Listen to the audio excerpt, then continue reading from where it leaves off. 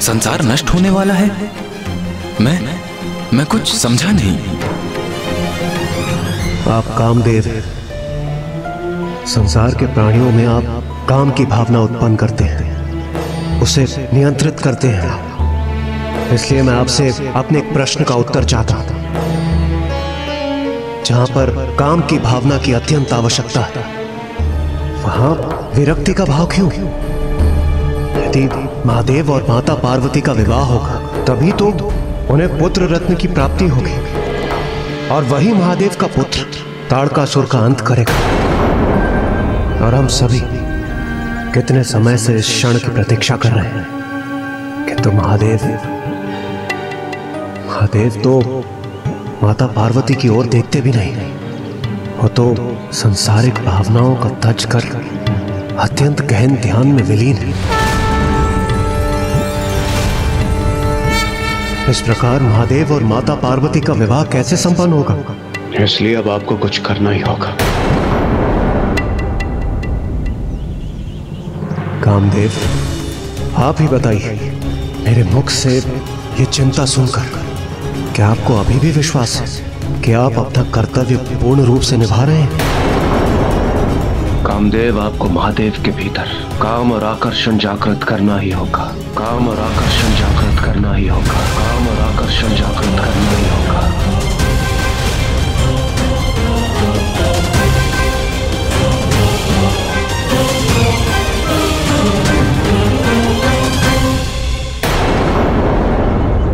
देवराज, कामदेव अवश्य हूं मैं, किंतु मेरी भी कुछ सीमाएं हैं। जो योगी अपने तप से, अपनी साधना से अपने मन को वश में कर लेता है, उन पर मेरा कोई प्रभाव नहीं होता। और फिर आप तो महादेव को प्रभावित करने की बात कर रहे हैं। महादेव जो महायोगी हैं, जो आदि योगी हैं, उनके मन में काम भावना जागृत करना मैं ये कैसे संभव कर सकता हूं? मैं विवश हूं देवराज, मुझे क्षमा करें, मैं आपकी सहायता नहीं कर सकता।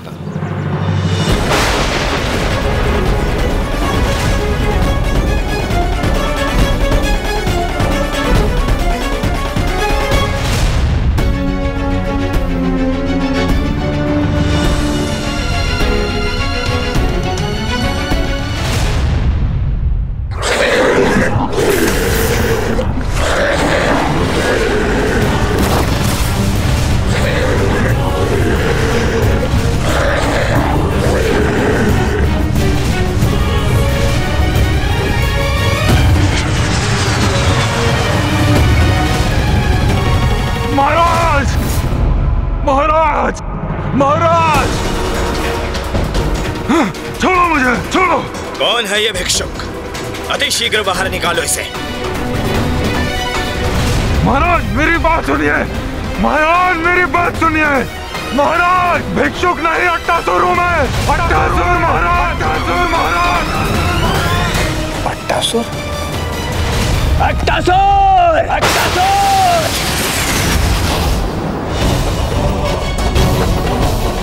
रुको!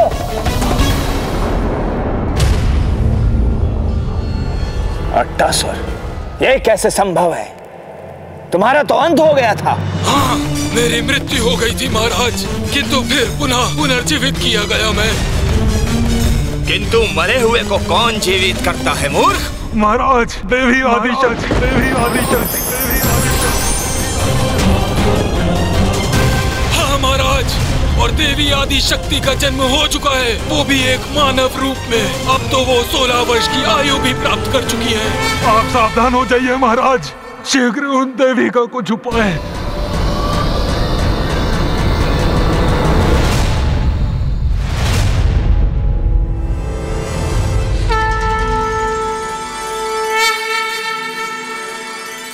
हमें क्षमा कीजिए देवराज, किंतु ये कार्य इतना सरल नहीं, इसीलिए स्वामी का इस कार्य को अस्वीकार करना ही उचित था। प्रसन्नता मुझे मात्र इस बात की है कि आप स्वामी की विवशता समझ सके।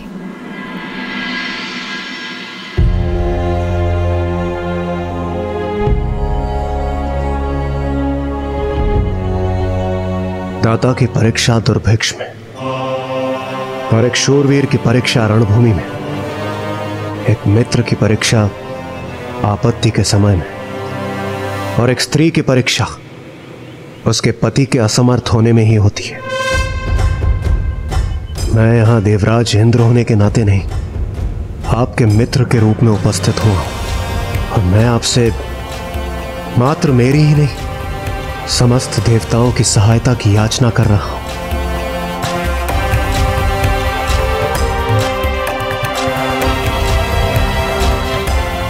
आज आपकी मित्रता की परीक्षा है कामदेव।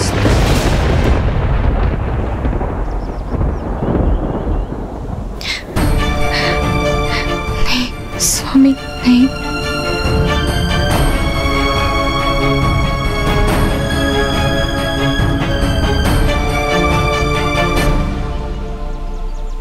मित्र इंद्रदेव, यदि मैं समर्थ होता तो मैं आपकी सहायता अवश्य करता।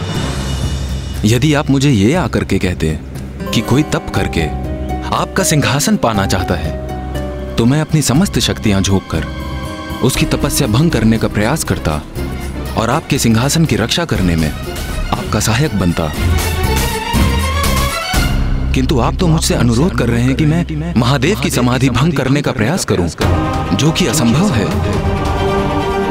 यह तो स्वयं जलती हुई अग्नि में हाथ डालने के समान है।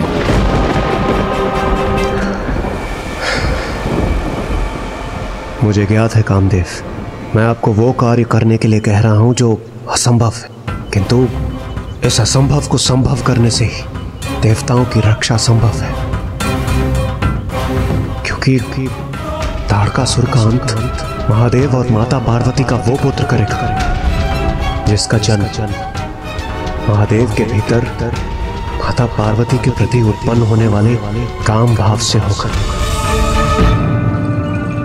और ये कार्य आपकी सहायता के बिना सर्वथा असंभव है। धृष्टता क्षमा कीजिए देवराज, परंतु आप ये समझने में असमर्थ क्यों हैं कि महादेव महायोगी हैं, माता पार्वती उनके निकट है, फिर भी उन्हें उनकी उपस्थिति का आभास भी नहीं हो रहा, अर्थात उन्हें अपने भावनाओं पर पूर्ण नियंत्रण है।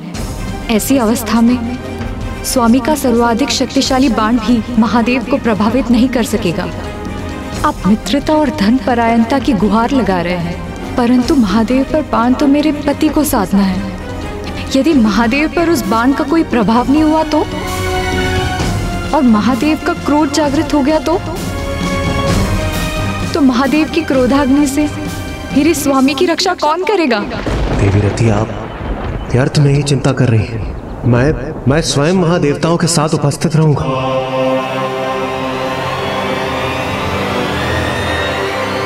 मेरा विश्वास कीजिए, कामदेव को कोई हानि नहीं होगी।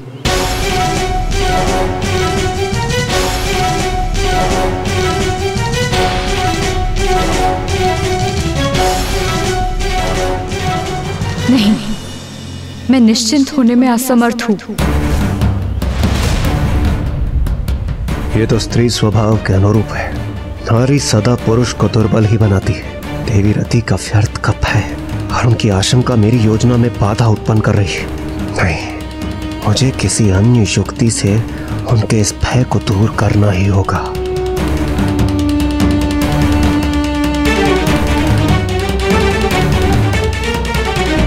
देवी रति, आप नारायण की पुत्री हैं। आपको कदापि चिंता नहीं करनी चाहिए, और वैसे भी आपको चिंता, आशंका, ऐसे भाव कदापि शोभा नहीं देते।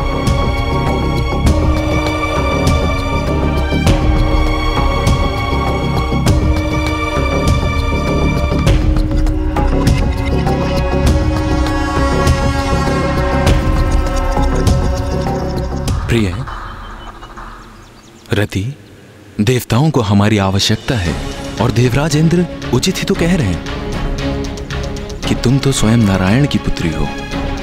तुम्हें तो साहस का परिचय देना चाहिए, निश्चिंत रहना चाहिए तुम्हें। मैं निर्णय ले चुका हूं। नहीं स्वामी, ये आप क्या कह रहे हैं? आप कठिनाई में पड़ जाएंगे। मेरा जाना अनिवार्य है।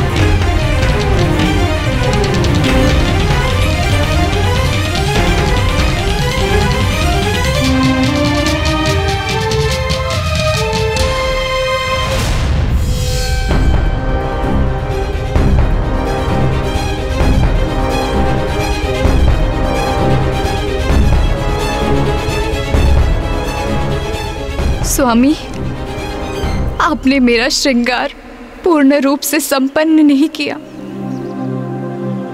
आपने मेरी मांग को सुहाग के चिन्ह सिंदूर से सुशोभित नहीं किया।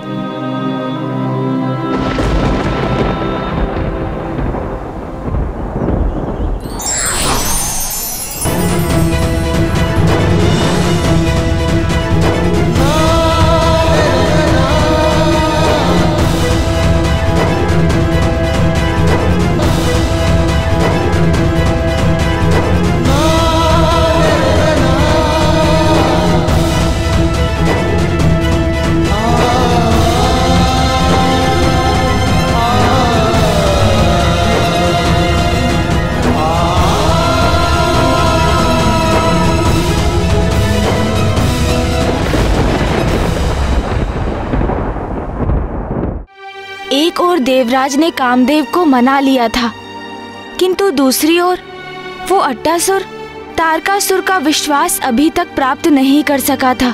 किंतु ब्राह्मण देवता अट्टासुर तारकासुर के भवन में प्रवेश कर माता आदिशक्ति के मनुष्य योनि में जन्म लेने की घोषणा तो कर चुका था ना? ये तो सत्य है महाराज, किंतु तारकासुर इतनी सरलता से इस सत्य को कहां स्वीकार करने वाला था?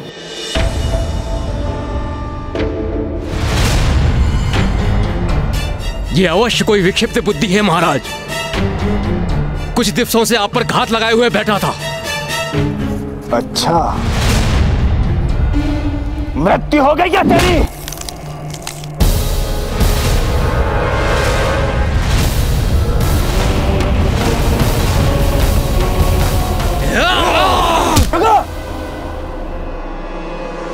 मेरा विश्वास कीजिए महाराज, मेरा विश्वास कीजिए, वो जन्म ले चुकी है, एक मानव शरीर में फल फूल रही है महाराज।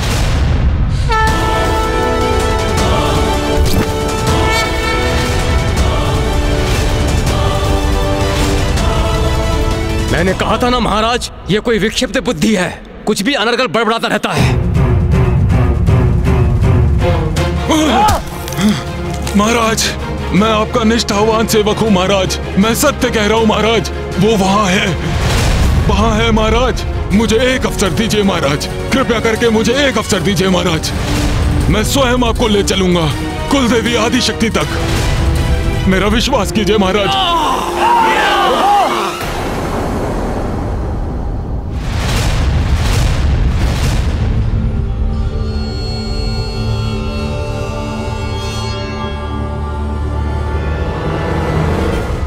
उन्हीं के कारण मेरी मृत्यु हुई है। 16 वर्षों तक मैं मृत्यु पड़ा रहा, उन्हीं के कारण जीवन प्राप्त हुआ है।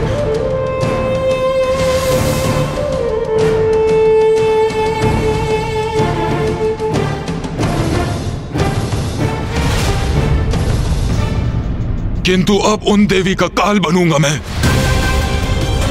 मुझे एक अवसर दीजिए, मुझे एक अवसर दीजिए, मुझे एक अवसर दीजिए।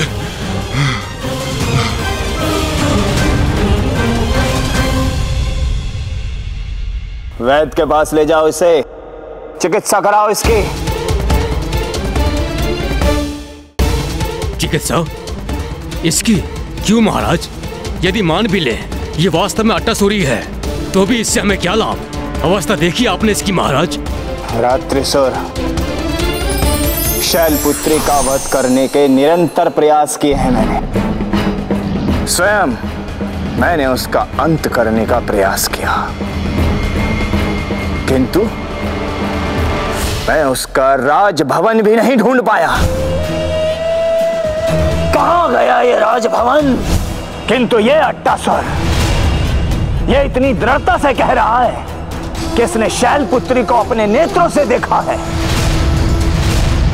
और यदि यह सत्य है तो इसका स्वस्थ होना अति आवश्यक है। और उसके उपरांत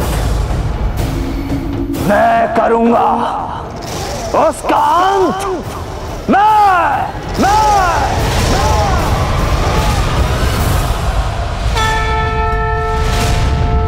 तारकासुर संपूर्ण सृष्टि के लिए एक संकट तो बन ही गया था, उससे भी बड़ा एक महासंकट तो देवराज इंद्र अब स्वयं उत्पन्न करने जा रहे थे।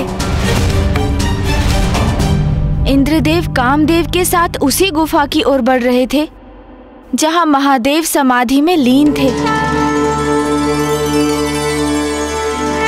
और संयोगवश वहां एकमात्र माता पार्वती ही महादेव की सेवा हेतु उपस्थित थी।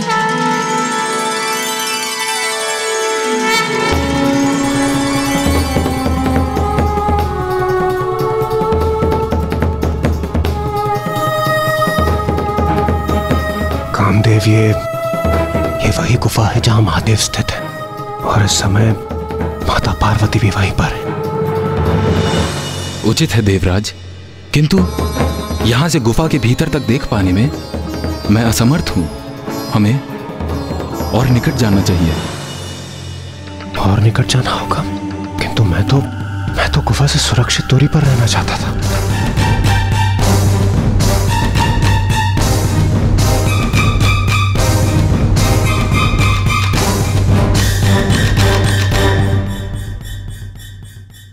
क्या हुआ देवराज? हाँ, कुछ नहीं कामदेव। कामदेव, आप तो अपने बाणों से लक्ष्य साधने में निपुण हैं। आप बेकार में चिंता कर रहे हैं। आप यहीं से अपने बाण चलाइए ना। देवराज, मैं कोई धनुर्धारी योद्धा नहीं हूं। मैं अपने बाणों का लक्ष्य साधकर प्रेम और अनुराग जागृत करता हूं। इसलिए अनिवार्य यह है कि मेरे बाण जिस पर लक्षित हों उस पर मेरी दृष्टि अवश्य होनी चाहिए। महादेव पर दृष्टि साधे बिना मैं अपना बाण नहीं चला सकता। चलिए, आइए देवराज। आप उचित कह रहे हैं, किंतु मेरा वहां जाने का क्या औचित्य है? इसलिए आप ही जाइए। मैं यहाँ स्थित रहकर सचेत रहूंगा और इस स्थान की रक्षा करूंगा। मैं मुझे महादेव के समक्ष भेजकर कदाचित देवराज स्वयं सुरक्षित रहना चाहते हैं।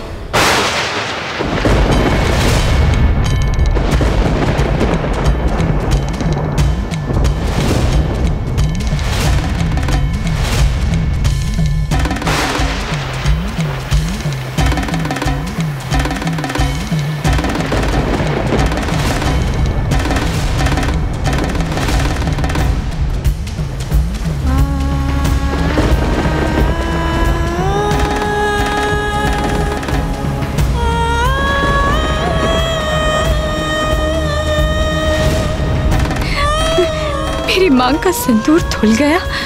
ये कैसा अपशगुन है?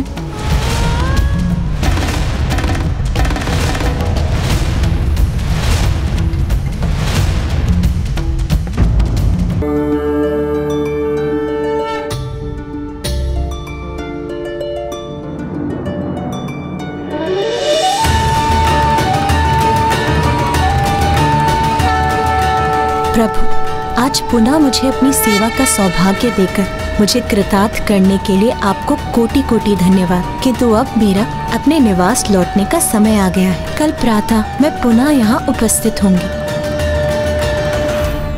ये मत भूलिए देवराज कि आपके अनुरोध पर मैं यहाँ देवताओं की समस्या का समाधान ही करने आया हूँ। इसलिए आप इस कार्य में मेरे साथ भागीदार हैं, तो फिर मैं वहाँ अकेला क्यों जाऊँ? यदि आप कुछ और कर नहीं सकते तो मेरे साथ वहां चल तो सकते हैं ना? उचित है। फिर चलिए, और विलंब क्यों? बढ़िए आगे।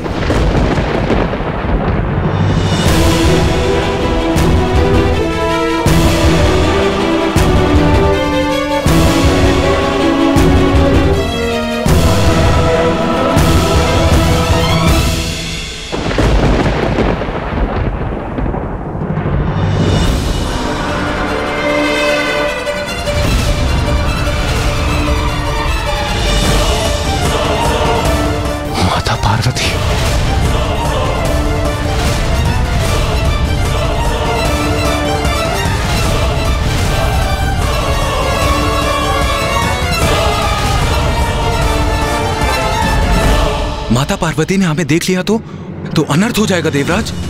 हाँ कामदेव, हमें शीघ्र कुछ करना होगा, अन्यथा माता हमें अवश्य देख लेंगी।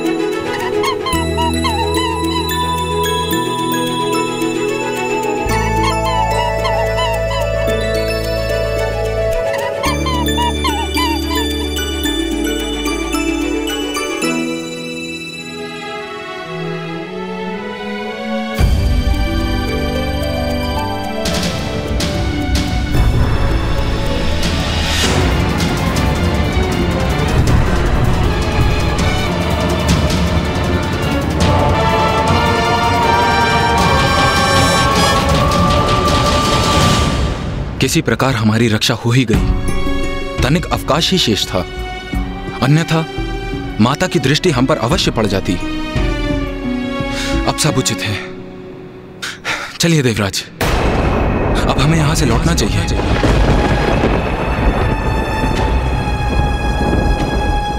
लौटना चाहिए? किंतु क्यों? कामदेव, हम यहाँ एक महत्वपूर्ण कार्य करने आए हैं। जब तक हम उसे पूर्ण नहीं करते हम यहाँ से नहीं जाएंगे। नहीं देवराज, अब उसका कोई लाभ नहीं। मैं महादेव पर तभी बाण साध सकता हूं जब माता पार्वती उनके समक्ष हों, जिससे मेरा बाण जब महादेव को स्पर्श करे और वे अपने नेत्र खोलें तो माता को अपने समक्ष देख उनके प्रति प्रेम और स्नेह का भाव जागृत हो सके। ओह, तो अब मैं समझा, ये आपकी रणनीति थी। इसलिए तो आप इतना तर्क वितर्क कर रहे थे। आप यही चाहते थे ना कि समय व्यर्थ हो जाए और माता गुफा के बाहर आ जाए और आपको अपना कार्य भी ना करना पड़े। क्यों कामदेव?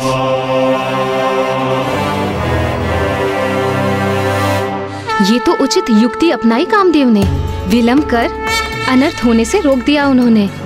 नहीं माता, कामदेव ने तो ऐसी कोई युक्ति नहीं की थी। जो कुछ हुआ वो तो स्वतः ही हो गया। ऐसी कोई योजना नहीं बनाई थी उन्होंने। ये तो नियति ही थी कि माता उसी समय गुफा से बाहर आ गई।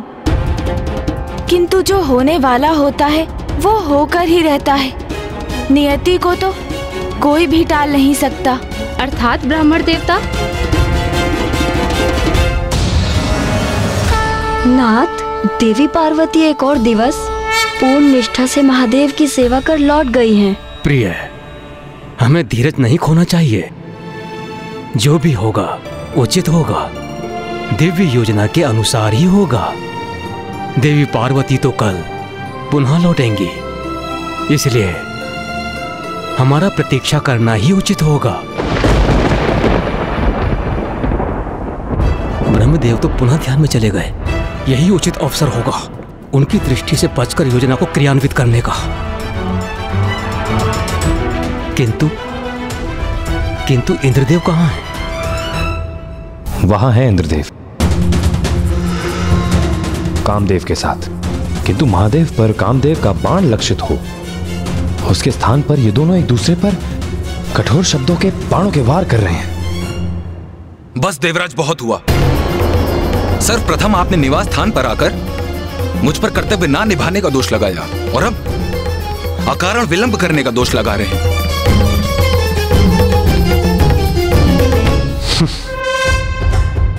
ये दोहरा मापदंड आप अपने पास ही रखिए कामदेव। वैसे आप उस समय भी मेरी योजना को लेकर उत्साहित नहीं थे और अब भी आप ही के कारण हमने एक उत्तम अवसर गंवा दिया।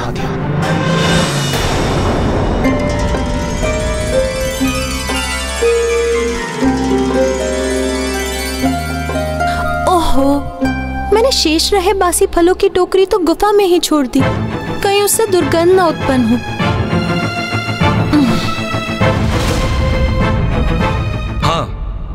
मैं मानता हूं, मैंने ना अवश्य कहा था, किंतु उसके उपरांत मैंने आपकी योजना को स्वीकार भी तो किया और अब मैं आपके सामने यहां उपस्थित भी हूं। किंतु मैं आपके दोषारोपण को और नहीं सहूंगा। कामदेव रुकिए।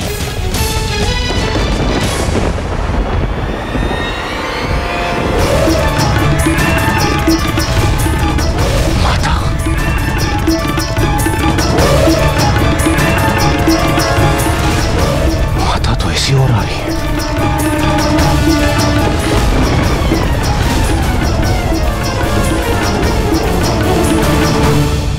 कामदेव, आइए, शीघ्रता कीजिए।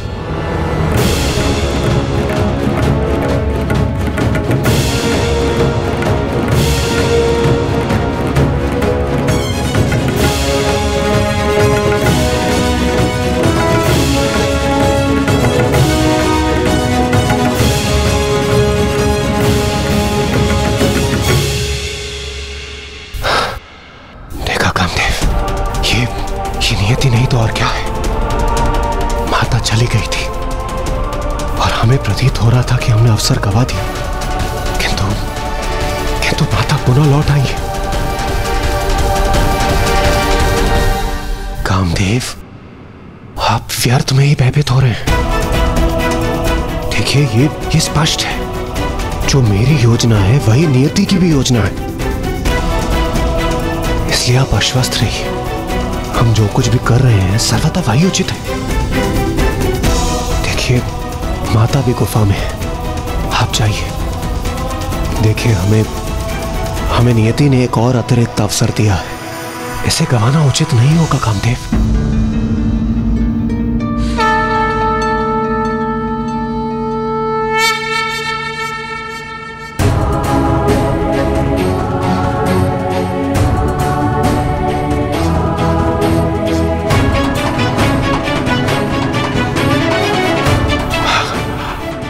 आइए कामदेव, आइए। करूंगा, मैं जगत कल्याण के लिए सब कुछ करूंगा।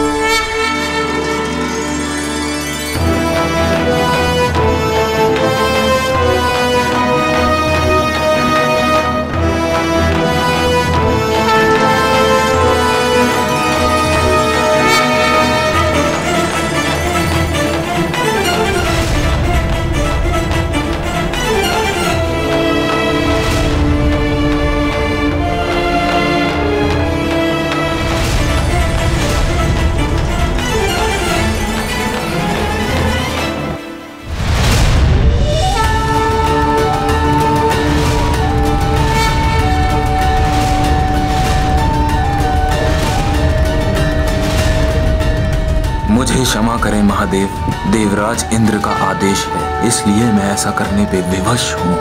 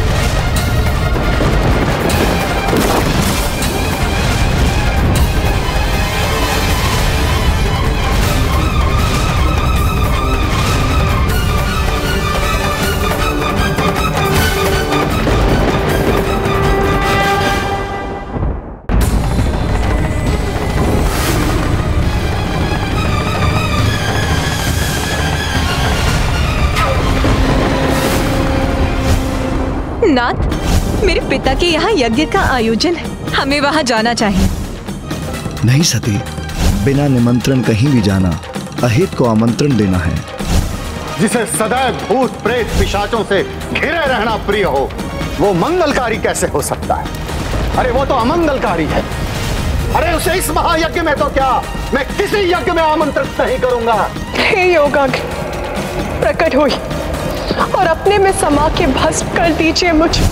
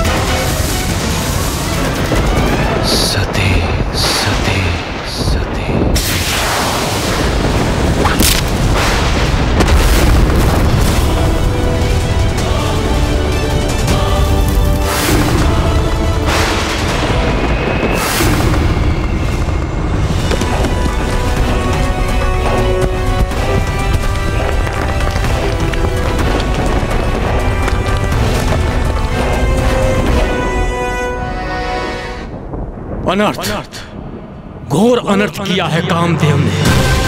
हमें अभी वहां जाना होगा।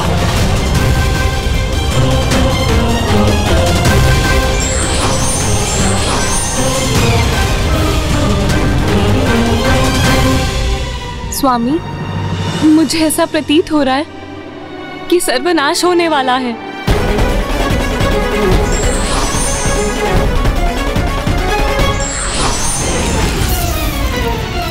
देवगण, इंद्रदेव, ये क्या अनर्थ कर दिया आपने?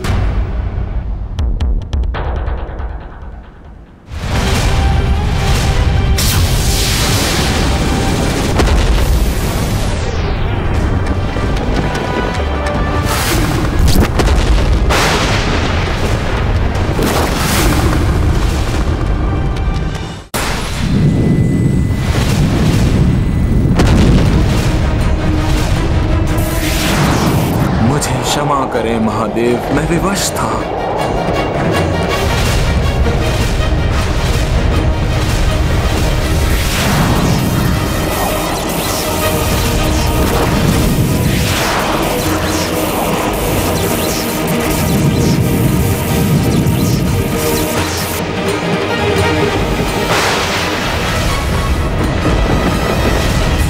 मेरा जाना अनिवार्य है।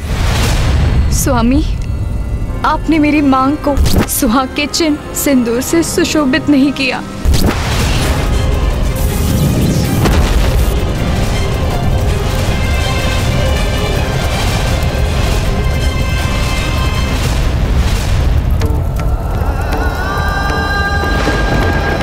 महादेव की क्रोधाग्नि ने कामदेव को भस्म कर दिया।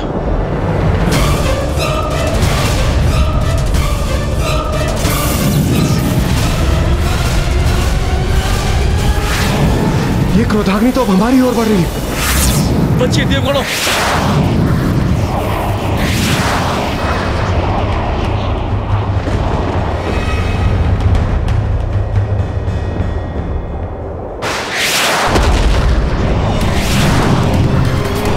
बहुत बड़ा अनर्थ कर दिया इंद्रदेव आपने। समाधि में स्थित महादेव पर काम इच्छा जागृत करने वाले कामदेव के बाण ने काम भावना के स्थान पर महादेव के भयंकर क्रोध को जागृत कर दिया है। और महादेव के तीसरे नेत्र से उत्पन्न हुई ये अग्नि पूरे संसार को भस्म कर देगी।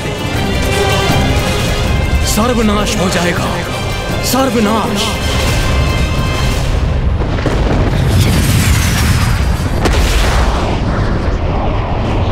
ये कैसा अनर्थ हो गया है? अब कोई भी शेष नहीं रहेगा क्या? महादेव की क्रोधाग्नि से हमारी रक्षा कैसे होगी?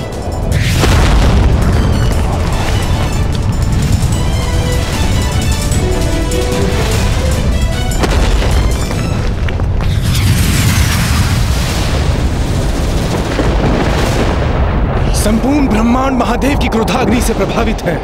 ऐसा प्रतीत पड़ता है जैसे सर्वत्र विनाशकारी अग्नि प्रज्वलित है।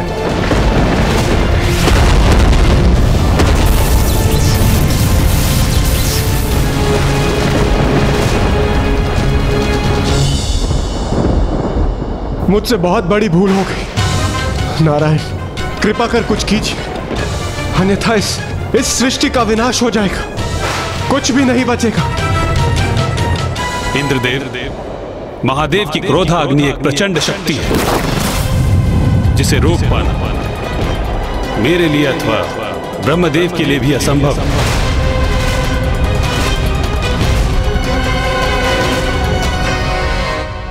स्वयं ब्रह्मदेव और नारायण महादेव की क्रोधाग्नि को रोकने में अक्षम थे।